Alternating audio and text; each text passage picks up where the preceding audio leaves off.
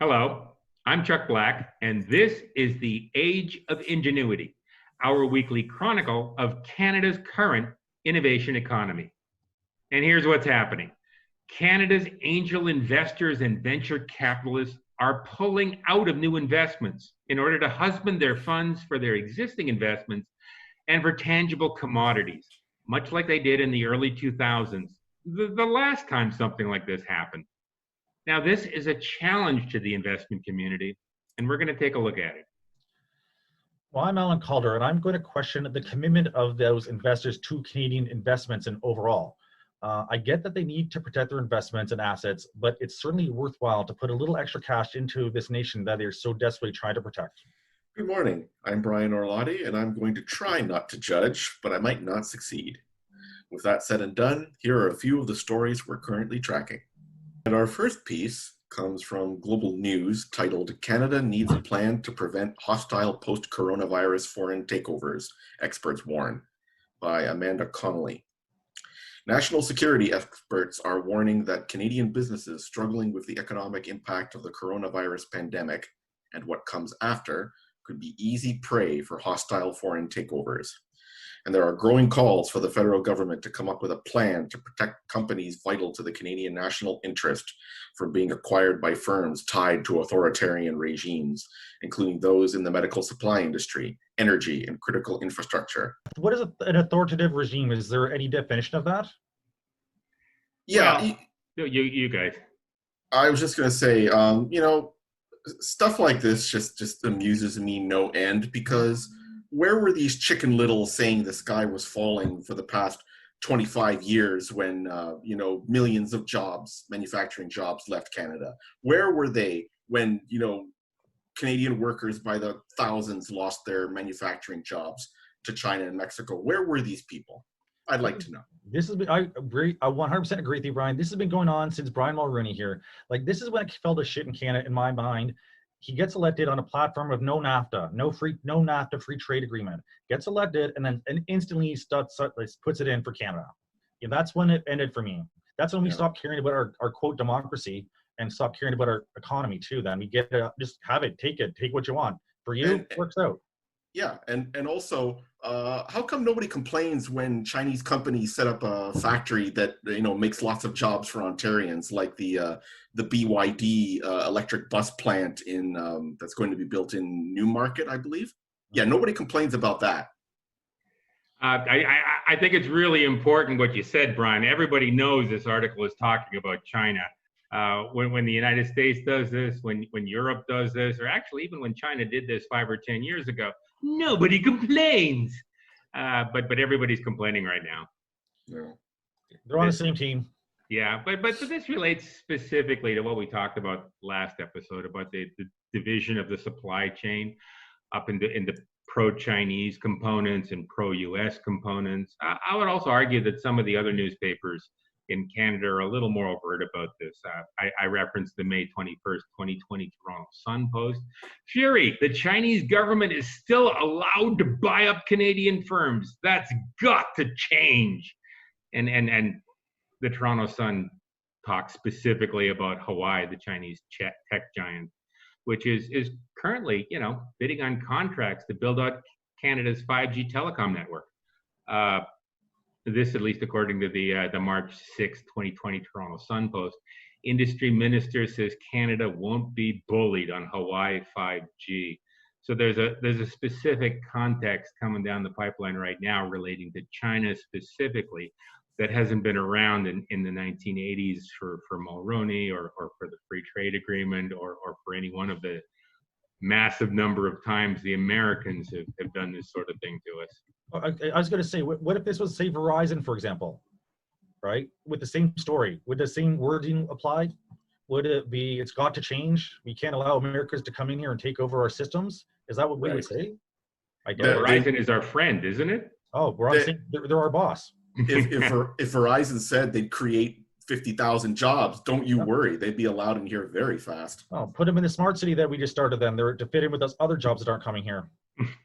Look look at Windsor and with GM shutting down their factory there and thousands of people going to be out of work. If a Chinese company tomorrow said that they were going to build a factory there and would employ, thousands of people, don't you worry, that paperwork would be fast tracked very quickly. But I would also argue that Hawaii is only the beginning. There's a whole bunch of Chinese money coming to Canada right now. The same sort of stories about Australia. There's a lot of Chinese money coming into Australia as well. I used to live in Australia, and it's very different though there. Like they compare Australia, they compare themselves to and China, and as they think of us to the States. They're the big giant player, and they're this small player beside them. That's what they really think about it, and it's accurate. Yeah, fair enough. But I was thinking specifically about stories like the May 24th, 2020 Sky News video post. Calls mount for complete ban on foreign acquisitions of critical Australian assets. So the Australians are heavily involved in this sort of discussion as well. Well, I mean, stuff like that makes great headlines and helps buy votes. But where is the investment going to come from? Where are the jobs going to come from? If it's not China putting this money into Canada, it's the U.S. So it's two sides of the same coin. Either we're owned by one or we're owned by the other.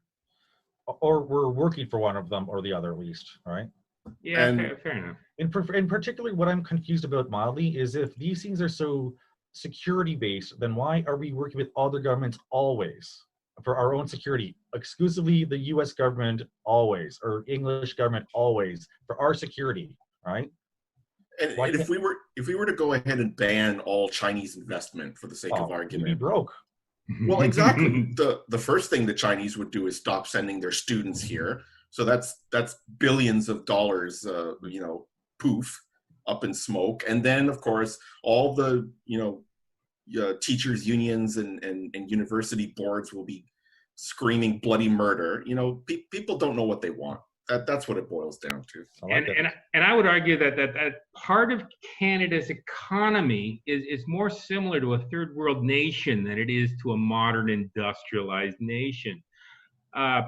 We have Canada's largest companies by value and by number of employees. They all tend to be foreign owned. That's very atypical of a G8 or an industrialized nation. But third world nations typically have no foreign-owned sector leaders, or they typically have no domestically owned sector leaders. My apologies about that. They typically possess only subcontractors for large foreign-owned firms. They haven't spent any time or effort and money growing their own businesses. For example, in Canada, the automotive sector, one of Canada's most important industries, there's no Canadian automotive company. There's a lot of subcontractors. The domestic industry is dominated primarily by Americans, GMs and Fords and Germans and Audis and BMWs and Volkswagens and Japanese and Korean companies. The same is true for aerospace and pretty much every other industry except for the resource industry. Canada essentially has no world-class leaders to wrap an industry around. So Brian, it's more than just we accept the money wherever it comes from. We also seem to have an infrastructure that allows us to give away the store and sell our major assets to foreign-owned firms. True. That's a free trade. But I mean, if we're not going to invest in ourselves, somebody else is going to do it. Where are the Canadian investors investing then, if not in Canada? Are we just a shitty investment in Canada? There are places like Omer's, you tend to invest in Europe or the US. Well, there's a reason for it, I'm sure. But even those foreign ownership rules are sketchy, though. Like, if it's in a fund, if I'm investing in a fund or with a hedge fund or anything like that, like, where's the foreign ownership rules applying then? It just doesn't make any sense, that foreign ownership rules to me. The money moves around and you can't find it. That's what I think. Yeah, Take Panama Papers, right? Kind of examples. I just think that it's too hard to hide them. They're too good at hiding the money, is what I think, and ownership stuff. I think that's right. What do you think, Brian? I agree, and ideally, as you said before, if Canadians supported their own, if there was homegrown Canadian investment, fine. There'd be more leeway for us to dial back on foreign investment, but there's not. Yeah. Mm-hmm. Especially when our Canadian investors are looking elsewhere outside of the country for investment opportunities. Like, Who's going to invest in Canada if no one? Is that the best people we have? No one to invest in Canada? Are we that O- shitty? Omer's Yeah. the big pension plan. Yeah, they're huge. They're really huge too. Yeah, they control a lot of assets. They're one of they're an investor in SpaceX. Yeah. There's hundreds of Canadian rocket students who could definitely use some money to start their own companies. Where are they? I would suggest you're in Silicon Valley. It's well known. If you're a smart, innovative startup looking for B or C level funding, anything over a couple $1 million, the Canadian ecosystem might not support you. You need to go to Silicon Valley and solicit American money. And you know that as well as I do, don't you, Brian? You know dozens of people who've ended up there. Yep. Didn't you go there with knee pads one time, Brian, too? I was kidding. Seriously. No, I went there to visit friends, but I was kidding, Brian. Yeah, I've never been there myself. And our next piece comes from seekingalpha.com, titled, As the Fed Goes Weimar, Gold, Silver, Miners Will Go Parabolic, by Dave Kranzler. Most investors in this sector were not around for the beginning of the precious metals bull market in late 2000. If you are not invested in the sector yet, start wading in with maybe 10 to 15% of what you plan to allocate to mining stocks. A lot of cash is starting to flow into the sector, and you don't want to be left standing at the station when the train pulls away. I would suggest that this is typical of the sort of investment advisor advice. If you've got a few $1 million in disposable income, if you're a potential angel investor, and up until a few months ago, it was invest your money in companies, invest your money in the stock market, invest your money in individuals and people. But now you're supposed to put your money into commodities and tangible assets. I wouldn't say necessarily gold or silver, but that's sort of what they're leading towards. Is that a fair assessment of the situation? I would say that's a fair assessment in the sense that anytime the economy gets rocky, everyone runs to gold every time of commodities, always for safety. Yeah, I would say so. I would say that it's also pulling money out of the angel investment community. It's pulling money out of the institutional investor community. I would argue that the NACO Thursday conference calls, I generally go on. They inform a lot of what we talk about on these podcasts. But NACO CEO Claudio Rojas said quite explicitly last Thursday that because of the flight of investment capital into tangible assets and commodities, the Canadian startup investment community is going to need government support for the foreseeable future. And the foreseeable past as well, right? Well, we never got it in the past. I specifically remember something in the 1990s called the Toronto Investment Group. They met at the Board of Trade every Wednesday morning at 7 a.m. And it was a great, wonderful group. There was like 200 people. They were all serious investors. And then I went to Texas for a couple of years, and I came back after the dot-com bust after 9/11, and that community died within about 3 months of me returning to Toronto. Not necessarily because I returned to Toronto, but because of the flight of capital away from investing in businesses and investing in people and towards investing in commodities and tangible assets. Are you surprised though, Chuck? That seems like, isn't it how it usually works though?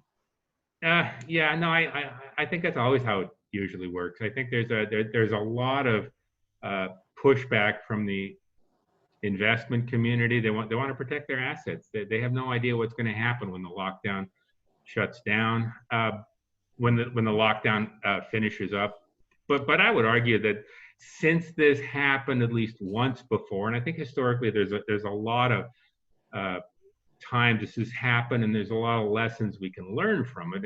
And I'm going to reference something called the 2012 United Nations Conference on Trade and Development Post, Commodity Price Volatility in the 2000s, Unpacking Financialization And they argued that this is something that normally happens during recessions, depressions, and period of uncertain economic policy. And they say it's part of what led to the massive quantitative easing the U.S. government initiated around 2007 and 2008. So what do you think of quantitative easing then, Chuck? Well, I think it's good to throw free money at people. If you can catch it. Do you like paying taxes a lot? Oh yeah, I think I'll have more to pay now. Oh, that sounds quantitatively easy. Yeah. I think there's a lot of Seeking Alpha still talks about this in things like their May 22nd, 2020 Seeking Alpha post. Deflation will give way to hyperinflation and an investment dilemma, which talks about much the same sort of things we're talking about now. The dilemma is currently being faced by angel investors and venture capitalists. If we want to maintain the existing investment community, Rojas from NACO is probably correct. We need government funding. Well, he's lobbying for money too. I think I need more government funding. Yeah, I think so. I need more government funding too. What do you think, Brian? I wouldn't say no to more government funding myself. Today. Although I work for a not-for-profit that is financed by the province, so technically I do have some government funding already in my salary. That's why you have to buy beer after this show. Yeah, exactly. And those are the stories we're covering this week. As always, the articles we've referenced are listed in the show notes below. Keep in touch with us on Twitter, Facebook, LinkedIn, Minds, and Gab. If you'd like to promote your event or your activity, or if you think you have insight into Canada's current innovation economy, please send me an email. I'm at chuck.black@protonmail.com. And we're currently on YouTube, BitChute, and Vimeo, and hope to be on other platforms soon.